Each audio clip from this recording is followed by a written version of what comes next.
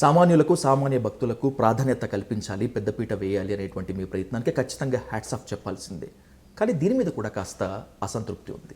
ఎమ్మెల్యేలు సిఫారసు లేఖలు ఇస్తారు, మంత్రులు సిఫారసు లేఖలు ఇస్తారు, కొంత రాజకీయ ప్రముఖులు ప్రాబల్యం ఉన్నటువంటి వారు సిఫారసు లేఖలు ఇస్తారు. కొన్ని సందర్భాల్లో దీస్ ఆర్ ఇన్ఎవిటబుల్ కండిషన్స్. ఇవన్నీ తీసేసి భక్తులంతా ఒకటే, దేవుడి ముందు ఎవరైనా ఒకటే అనే పరిస్థితి కల్పించలేమా? 24 గంటల్లో 3 గంటలు స్వామివారికి అర్చనలు, పూజలు అవన్నీ ఉంటాయి. ఒక 2 గంటలు, 2.5 గంటలు విఐపీస్ పోతాయి. 17-18 గంటలు సామాన్య భక్తులే పోతారు. ఇది ఒక అపోహ ఉంది సామాన్య లేఖలు అనేది.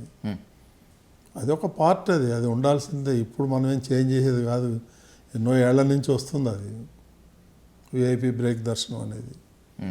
అది కూడా కావాల్సిందే, అది ఎవరికి ఇచ్చే ప్రాధాన్యత వాళ్ళకి ఉంటుంది. బట్ 80% సామాన్య భక్తులే పోతున్నారు. సోదర రాష్ట్రం అయినప్పటికీ మేము కూడా శ్రీవారికి భక్తులమే కదా, శ్రీవారికి ఆదాయంలో మాకు కూడా వాటా ఉంది కదా, మా లేఖలు ఎందుకు మీరు ఆమోదించరు అని చెప్పి తెలంగాణ ఎమ్మెల్యేలు మొత్తం ఈ మధ్య బాగా డిమాండ్ వినిపిస్తున్నటువంటి ఈ రోజుల్లో వాళ్ళకి ఏదైనా తీపి కబురు ఏమైనా చెప్తారా? అది కూడా నా దృష్టికి వచ్చింది. అది స్టేట్ టు స్టేట్ సమస్య కాబట్టి అది ముఖ్యమంత్రితో చర్చించి ఆయన నిర్ణయాన్ని బట్టి ఉంటుంది. అది మా ప్రయత్నం అయితే మేము చేస్తున్నాం. నాకు కూడా వచ్చారు, నిన్న సీఎంని కలిస్తే సీఎం కూడా అడిగారు. నేను ఆయనకు కూడా ఇదే మా సమాధానం చెప్పాను. అది ముఖ్యమంత్రి దృష్టిలో ఉంది, అది పాలసీ మ్యాటరు. దాన్ని ఆయనతో చర్చించి ఆయన ఆమోదం తీసుకొని బోర్డులో పెడతానని చెప్పాను. ఎంత కాదనుకున్నా ఒకవేళ తెలంగాణ ఎమ్మెల్యేలు మంత్రుల లేఖ సిఫారసులు కనుక అంగీకరిస్తే మళ్ళీ ఒక అదనపు భారం పడుతుంది కదండి సార్? తప్పకుండా పడుతుంది. మీరు ఇప్పుడే అన్నారు విఐపి అని. మరి అన్నీ చూడాలి కదా. ఇక్కడ తెలంగాణ జడ్జెస్ కూడా ఇవ్వట్లేదు, వాళ్ళు కూడా రిక్వెస్ట్ ఉంది, వాళ్ళకు చేయాలి, తప్పదు కదా. అవును సార్. ఓ సాధారణ భక్తుడి పాయింట్ ఆఫ్ వ్యూలో మాట్లాడుకుంటే తిరుమల పైన కొన్నేళ్లుగా కొంత మాఫియా నడుస్తూ ఉంటుంది. ప్రైవేట్ హోటల్స్ మొత్తం ఇష్టారీతిన రేట్లు పెంచేస్తూ ఉంటాయి, కానీ ఆ రేటుకి తగ్గట్టు ఆహారం ఉండదు. ప్రైవేట్ కాటేజీలు ఇష్టారీతన రేట్లు ఉంటాయి, కానీ దానికి తగ్గట్టు వసతులు ఉండవు. ఇలా చెప్పుకుంటూ పోతే షాపుల మాఫియా దగ్గర నుంచి టికెట్లు, సుపదం, ఇలా ఎన్నో. వీటన్నింటికీ బిఆర్ నాయుడు గారు ఖచ్చితంగా చెక్ పెడతారు అనేటువంటిది చాలామందిలో ఉన్నటువంటి ఆశ. నెరవేరుతుందా? ఆ దిశగా ప్రయత్నాలు ఏమైనా ఉంటాయా? తప్పకుండా ఆల్రెడీ మొదలుపెట్టాం.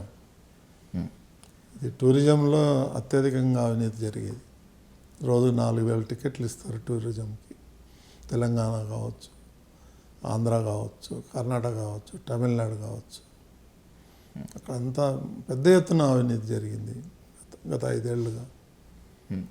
అది లాస్ట్ బోర్డు దృష్టికి వచ్చిందో లేదో నాకు తెలియదు. నా దృష్టికి వస్తే నేను స్టింగ్ ఆపరేషన్ చేశాం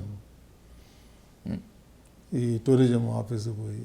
సార్, నేను అక్కడ టీటీడీ విజిలెన్స్ వాళ్ళు కంప్లైంట్ చేశాను. వాళ్ళు వచ్చి 300 రూపాయల టికెట్లు 3,300 కొన్నారు. మా దగ్గర ప్రూఫ్స్ ఉన్నాయి. సో దాన్ని రద్దు చేసేసాం, సామాన్య భక్తులకే ఇద్దామని, బ్లాక్ మార్కెటింగ్ తగ్గించాలని. సో ఇంకా చాలా ఉన్నాయి లీకేజెస్, అవన్నీ ఒక్కొక్కటి తీసుకొని రావాలా. ప్రయత్నం అయితే చేస్తున్నాను.